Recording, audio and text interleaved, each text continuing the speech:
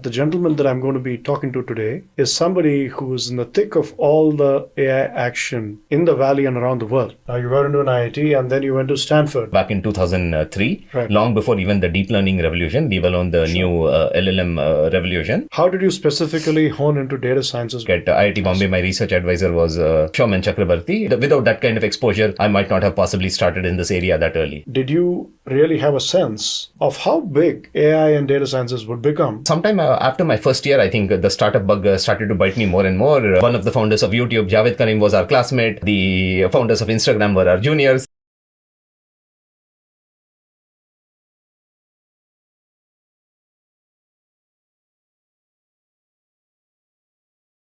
So 2007 was when you completed your Stanford innings there. Mm-hmm. So when did your first startup Rover come about, and how did you meet your co-founder?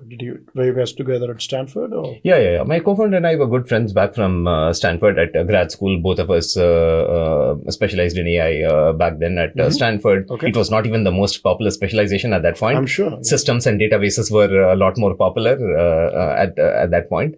Though, of course, even like 5-10 years later, that drastically changed.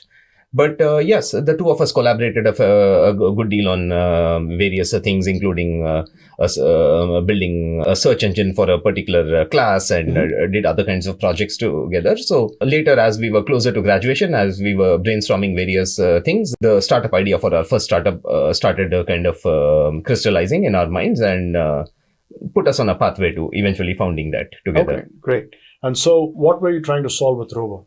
And what is the AI angle there as well? Yeah. So, we ran that company for a certain number of years. We started off with personalized search. We did that for some number of years. Ultimately, we felt that it was hard to run that as an independent company. I mean, we had some acquisition offers at that point that we chose not to take. And we figured, our choices are either get acquired or we'll have to change direction. This is not a sustainable one. So ahead of time, basically. Yeah. So we went on to then move to personalized content recommendations, which is what we did for most of the remainder of the company's existence until its acquisition. Okay. And when was it acquired? It was acquired in late 2016, early 2017. Okay. Then.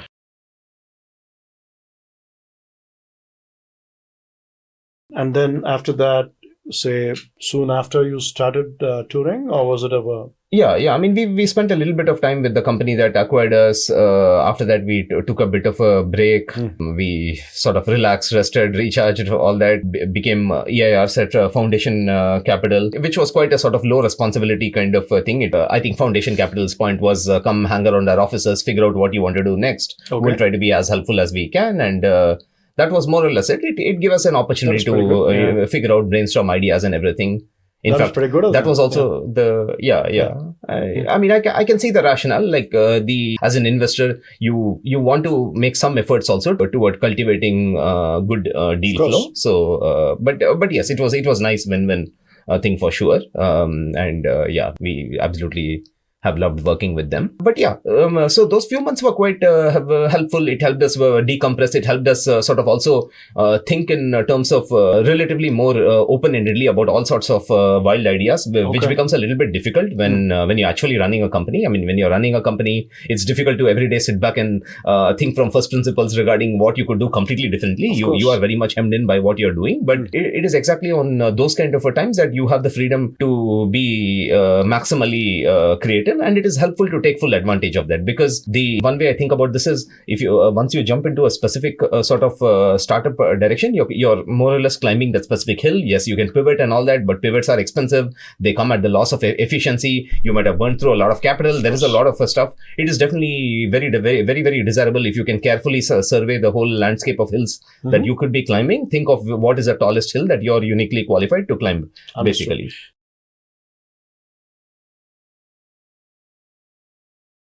So why did you pick the hill that you're on right now? Why did you pick, talent management related use case? And why did you think you are uniquely positioned to solve that?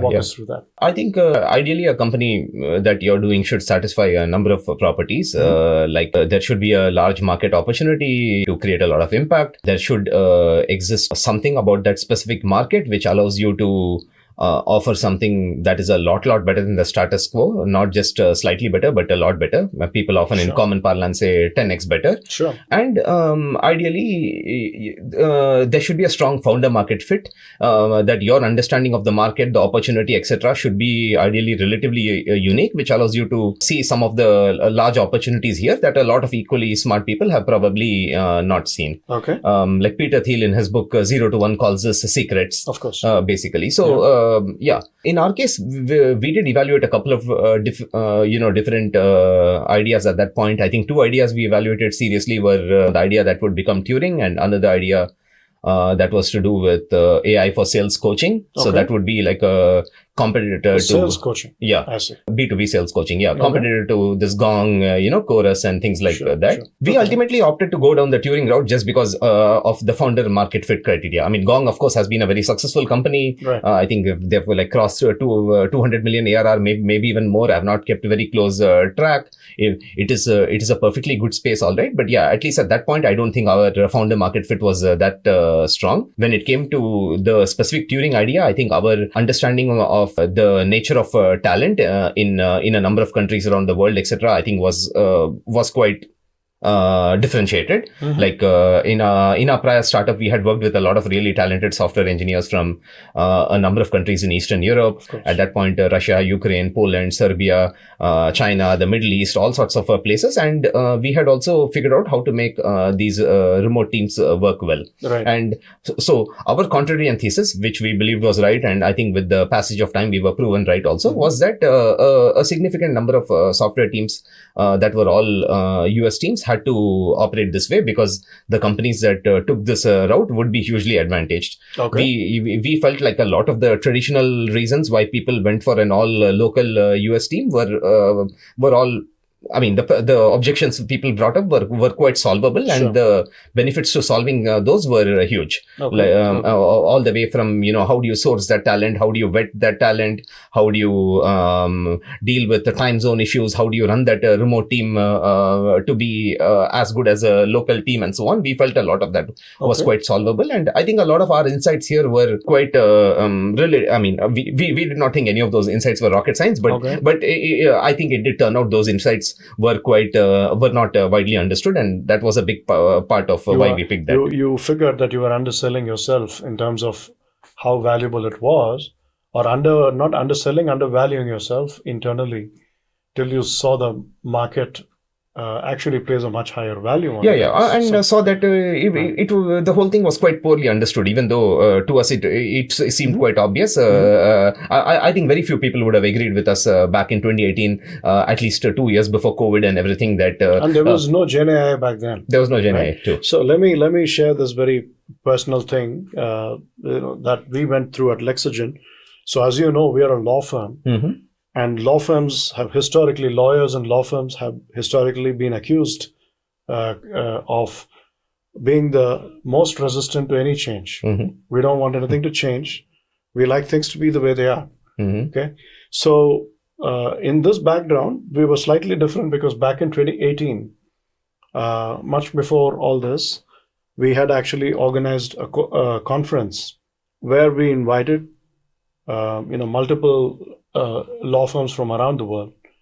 And we also invited some of the legal tech companies, as they were called. None of them were calling themselves AI companies. Mm-hmm. So there was LexisNexis, which was a giant, mm-hmm. and there were a couple of Indian startups, which had raised some preliminary funding. And we had, at that point of time, decided that we would start looking at some of these solutions. But these guys, it's the same thing. What happened with your first startup? If an idea is slightly ahead of its time, it's tough to sell it, right? And the same thing happened with us. We went into this mode of trying out something. We got somebody to work with us to develop something for our own use. And it didn't really come out the way we wanted it to. So we ended up spending a lot of time, and we thought, oh, what a waste of time this has been. And then out of the blue, a couple of years ago when GenAI happened, out of the blue, right? At least for us, it is out of the blue because we are not taking the tech industry. Maybe for, somebody like you, it was not so out of the blue, but for us, it was. Mm-hmm. So then we have again gotten into the whole thing. So I can definitely empathize with what you're saying. In 2018, for many people to believe you and fund you and back you when the level of compute was so low and inadequate. The quality of technology was not great. So I'm not surprised. But hats off to you guys for lasting through. Who are your early backers? Who funded you? Our early investors were Foundation Capital. Some of our later larger rounds were mostly led by Westbridge Capital. And did you see some threats during COVID? Did you see some opportunities? We saw a lot of this openness toward remote happening in 2019 itself with talent shortages. COVID, of course, accelerated it a great deal, particularly with large enterprises. What was that sudden thing that accelerated you to unicorn status? So today we help all the major frontier AI companies improve their foundation models. OpenAI was the first company to realize the value of expert human feedback for post-training.